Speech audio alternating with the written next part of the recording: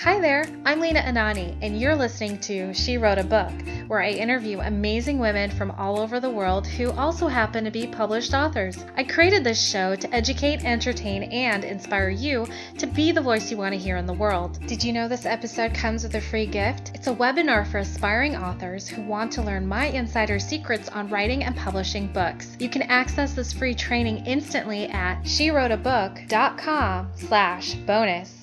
Now let's get started. So you are listening to episode number 4 of She Wrote a Book. And today I'm interviewing Carla Necole Williams, author of the book, The Power Within, How to Heal, Love, and Design the Life You Want. An Amazon bestseller, by the way. The Power Within is about healing your inner child. The author shows us how deep-seated emotions and pain formed in our early years continue to affect us as adults. The reader will learn how to heal from negative experiences and beliefs that hold them back. Carla Necole Williams is the inner child pediatrician. Through her online coaching business, she conducts inner healing workshops, courses, and programs for ambitious women who want to elevate their productivity, relationships, and prosperity.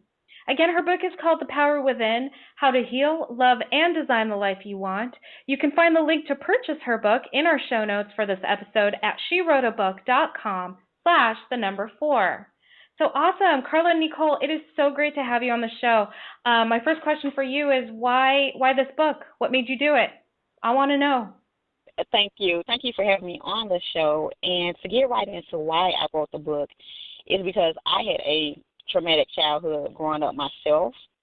And as I started, I guess, really learning and knowing the power I had and who I am as a creator, I learned and realized that it doesn't matter, where you come from, what experiences you've had in your past, what someone has done to you that was bad, what you've done to others that is bad, that it doesn't matter that every day we get to create anew, and that also those painful and traumatic experiences that keep us up at night or have us having nightmares or not believing in ourselves or whatever the issues are, that they can be healed and that you can move on and that you really can have a life of happiness and prosperity. So that's basically why I wrote the book, so that other people can know that they're creators and that they have the power to change, any area of their life that they don't like. Awesome. Very cool. Yeah, I think it's definitely valuable information for all of us to have access to. And I especially love your subtitle, How to Heal, Love, and Design the Life You Want. What I pull from that is past, present, future. As heal represents the past, love represents who you are now, and design represents the future. Tell me a little bit about how you came up with that subtitle. Am I on the right track with that? That is perfect. That's perfect. I really couldn't have said it better myself, honestly. But yes, that's true, because I know that almost 100% of the issues we have as adults can be traced back to our childhood, and something that we heard, that we saw, that we experienced, that has stuck with us, because, during our formative years is when we learn the most, when we absorb the most, and when we imitate the most. So then we grow up as adults and we wonder why we start things that we can never finish, or all of our relationships crash and burn, or we can't ever seem to get out of poverty. And I know that it's from a belief system, that was basically, like I said, deep-seated, growing up. And like you said, loving in the present, perfect, because it is through that self-love and knowing who you are as a creator and knowing your own power that you're able to now design the life you want, which is your future, because I believe that thoughts create things. And so the thoughts that I'm thinking today is shaping my future tomorrow. And so that is my process, the healing first, the knowing who you are, loving yourself, and then designing from that space. Because when everything seems to be going wrong, you're designing from a space of pain and lack, and not believing in self and not believing in the good of the world. So that was perfect how you wrote down that subtitle, and that is my explanation for it as well. That's brilliant. I love it. Talking about being a creator, what's something, you as a creator, what's something that you've designed recently that's just been incredible and has blown your mind? Well, actually, the book. I self-published actually in May, so a few months ago, and then it was a bestseller on Amazon for 2 full weeks. And I still had a little self-doubt myself. I was like, who's going to read my book? Who's going to listen to me? You know, am I revealing too much? You know, are people going to think I'm a fraud? You know, is it safe for me to really dig deep and, you know, share my deepest, darkest secrets, the things that have held me back? So once I did self-publish it, after first not even believing that I would ever write a book, but after self-publishing it and seeing the response that it had, it really did blow me away. And it was almost like that whole practice what you preach moment, and then to see it actually happen, you know, it was really an eye-opener for me, and it really did elevate my confidence and let me know, like, you know what, you're on to something. And it made me want to share even more and get the book out even more and get the word out even more that this stuff works. Absolutely, it does. I'm looking at your cover right now. I just love it. It's gorgeous artwork. Oh, it's beautiful. It's this beautiful earth goddess. That's earth and sky I'm seeing too. It's like combination of the power within and then the power below and the power above. That's what your cover is speaking to me. I love it. So you talk about healing the past, right? So what's your story? What's the one big story that that you feel like shaped who you are today? That is a great question. And I always, when I share my story, I let people know that my life challenges were low self-esteem, depression, you know, fear, and the depression that comes along with that, and also poverty. But I can say that the hardest for me to overcome was my poverty story. I grew up in the projects, and then once I moved out of the projects, we moved around the corner from the project, so we were still in the ghettos, and I would go summers where we wouldn't have lights or water in my home.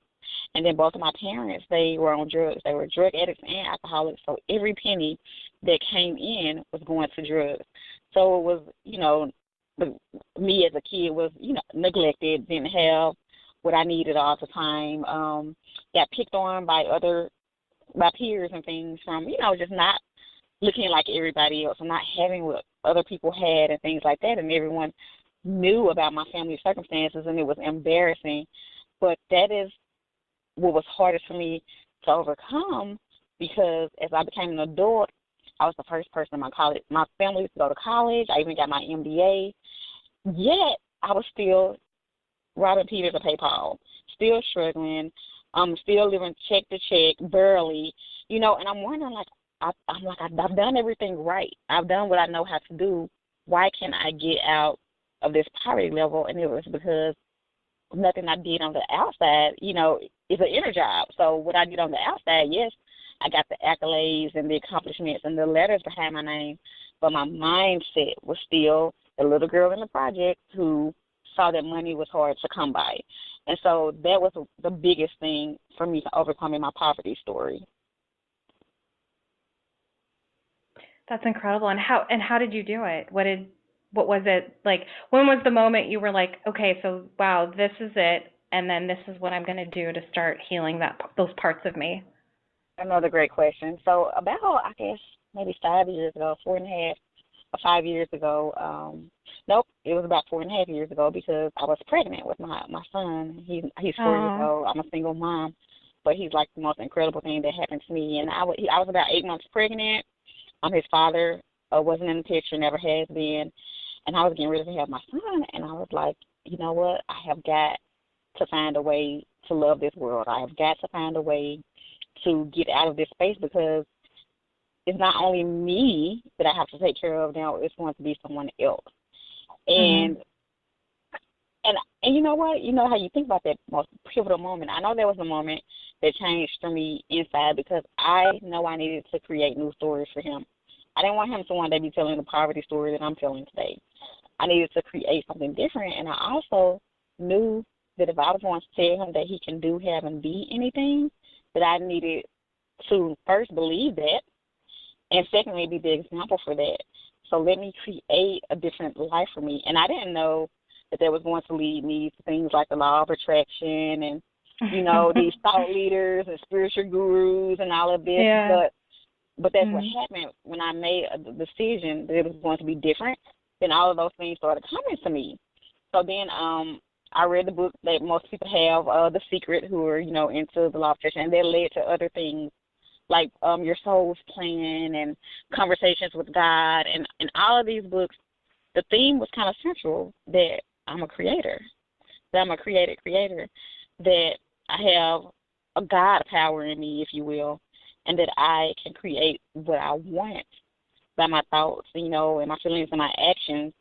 And so I just started practicing what I was reading, like with the meditations and the creative visualizations, the gratitude journal, the vision boards, and all of that. And I know that those are things, to get you excited and to reprogram your mind and condition you to think in a different way. So whatever practice, that you adopt, I think the central message is to learn to think in a different way. Control your thoughts and your emotions and your feelings, and there are ways to do that. And I didn't know that before. I didn't know that I could heal myself. I didn't know that I could think differently and act differently, and it changed things, because before then I was just a victim of circumstance, and what that did was free me up to be a powerful creator. Isn't that incredible? I love that stuff. I can eat up law of attraction all day, every day. I love it. Me I too. practice it. Me too. I'm a huge fan of that stuff. I'm really glad to hear that. It's a fantastic story, a fantastic journey.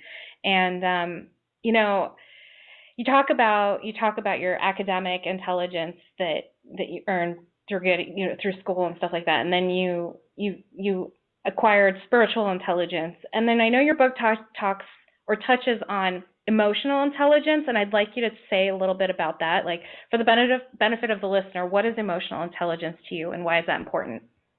You're a great interviewer. So the emotional intelligence part, that's where we really get into that inner child, because when we think of children, they're bubbly, they're curious, they're fun, they're fearless, they're courageous, all of those things that we were as children too, but because of experiences and people telling us what we could and couldn't do, or what we were and were not capable of, we some kind of way snuff that out and forget about our dreams and forget about what makes us happy, and don't even know, what makes us happy or what we want. And we start kind of living someone else's story. But when I talk about emotional intelligence, it's getting back to that inner child, going back and healing that inner child so that you can react to or be proactive instead of reacting negatively to situations, so that you won't keep attracting abusive relationships because your self-esteem or self-worth is low. So emotional intelligence is elevating the selves, what I call, and that's self-confidence, self-image, self-esteem, self-awareness, self-worth, all those things that start with self, right? All those things right. that start with self, elevating those things and healing those parts of ourselves, that is the core of emotional intelligence to me.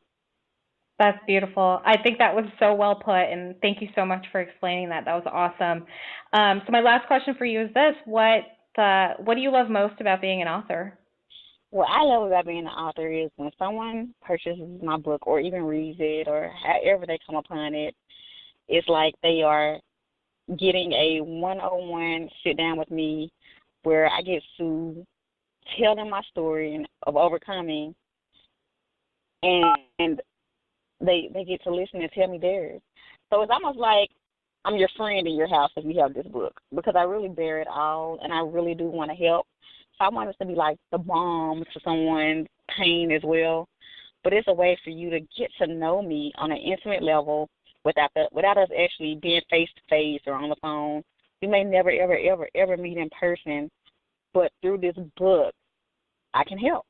I can help heal, and I can show you how I did it, and I can show you how you can do it. And it's just one of those things that once I have transitioned, I'm dead and gone, this book will remain. And what I really, really wanted to do is, elevate the consciousness of humanity. Incredible. Awesome. Thank you. I'm really glad you wrote your book. Carla Necole, thank you so much for being our special guest today. We will have a link to your book in the show notes for this episode. Our listeners can find that book at SheWroteABook.com/4 to learn more about our author and her book. Thanks again, Carla Necole. It's been a pleasure.